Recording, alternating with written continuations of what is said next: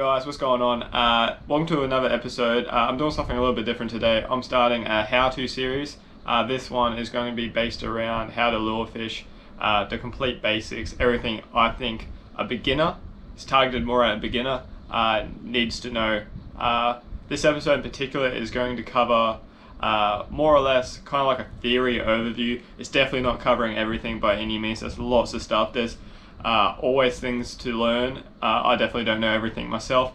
However, I think back and I literally think to myself, if I knew what I knew now, I could have saved so much time if it was all kind of correlated into one sort of place where I could find all this information. So this is what this series is all about. This definitely isn't going to be the video where you're like, okay, now I can lure fish. I'm going to go out and lure fish. You really do have to kind of learn a lot of information about small things to be able to actually go out there confidently. I've wanted to be able to break that down in each episode. For example, today I'm not going to be showing you how to tie knots, or I'm not going to be showing you how to select the right lure. I'm not going to be showing you how to select the right location. Those are things that I endeavor to make in future videos. That way I can give you guys as much information as possible in those videos and not skimp out on the information that I want to portray in these videos. That's kind of a long-winded intro. I'm sorry for you guys who are watching this for the first time, just wanting to know the information. So we're going to cut right to it and we're going to start. So the first thing I wanted to cover is braided line. Okay, so as a lure fisherman, you should swear by a braided line. And don't get me wrong, there's a lot of lure fishermen, for example, like tournament brim anglers, that won't run braided line. However, for the most part, especially for a beginner, you should be running braided line as your main line. And I just brought up another point that I want to touch on. So your main line, what is that? For those of you who don't know, your main line is what I chose the biggest rod to try and maneuver around my room. So braided line is the line that is fitted around your spool. So that's what we call your main line. So it's your line that's always connected, that you're always going to have, okay? Let me put that down without breaking anything. All right, so why do I want to use braid? You want to use braid because braid has low stretch properties about it. It's a very low stretch line, and what that causes is a very sensitive kind of line. So if a fish strikes or bumps your lure while it's in the water, because your braid is so low stretch, you'll actually feel those bumps through your line and through your rod tip. That's why it's important to have braid as the link to you. So what a few of you guys are probably asking yourselves now is, if braid is so good and so sensitive, why shouldn't I just be fishing that straight from my reel all the way through to my lure if it's that sensitive? So that's a good question. And for me to answer that, I need to explain another term, which is called leader. So a leader is a piece of different line, normally monofilament or normally fluorocarbon. They're the main two types of leader. I'll get into all of that later. That pretty much connects your main line, so your braid, and that connects from your braid to your lure, okay? And generally it can be 30 centimeters, it can be a meter, it can be a rod's length. It's all up to kind of the fishing application you're doing and personal preference. However, I'm going to keep this as basic as possible. So if I take it back for you guys to the question that was originally asked before I started rambling, why don't you fish braid from your reel all the way through to your lure? Basically, there's a couple of reasons why, okay?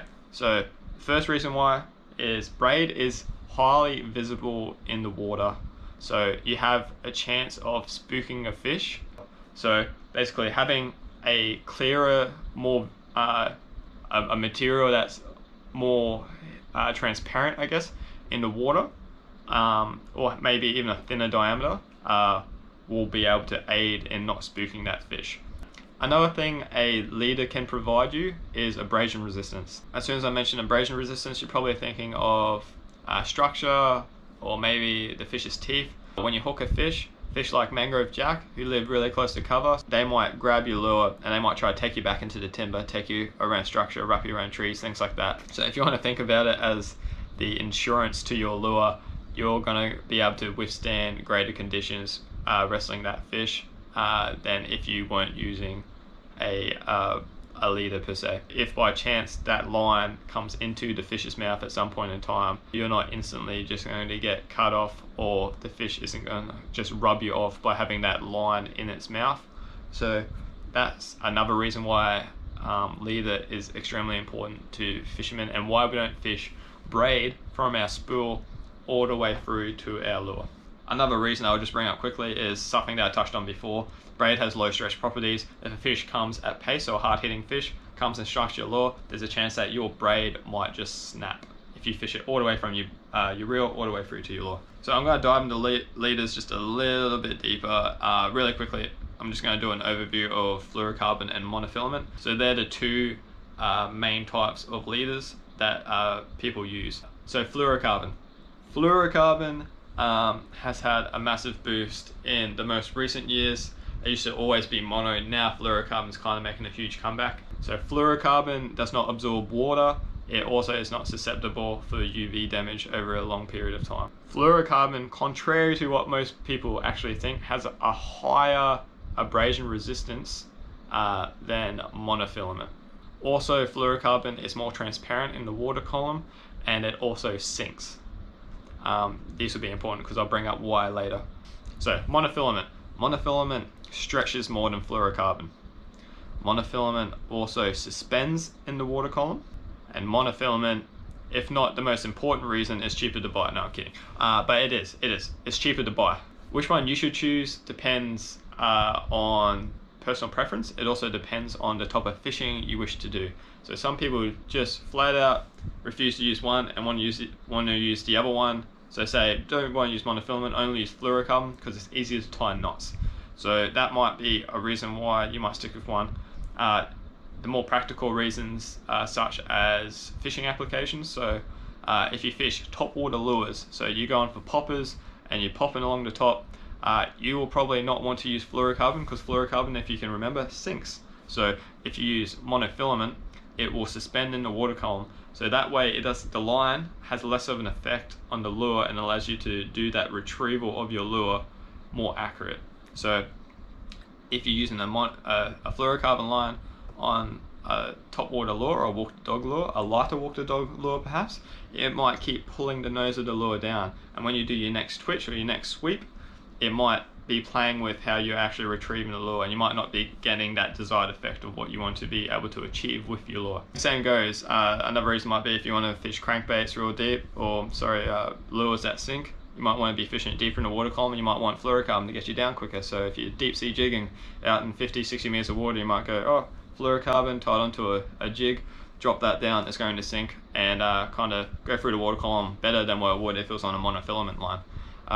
But then you might think, oh, but I'm catching hard-hitting fish at the bottom, so you might choose for mono. So you see how all these things are kind of, I guess they contradict each other, but they're more personal preference as well. So you kind of weigh up the pros and the cons, and you decide what you think is going to be the better selection, and you do it. That's the great thing about fishing. There's no right or wrong answers, it's just your personal preference. It doesn't matter if someone else disagrees. If it works for you, it works for you, and that's great. So that's my first episode on this how-to series. There's a lot more to come, a lot more extensive kind of information I'm going to put into the future episodes, and I'm really looking forward to trying to help you guys out, because I wish I had a place where I could go when I was beginning to lure fish, where I could learn all these things that I know now, and that's what I endeavor to give to you guys. So if this video has helped you at all, give it a like, subscribe down the bottom, and I'll see you guys next time for the next installment of the How to Lure Fish series. So thanks guys for watching, and take care.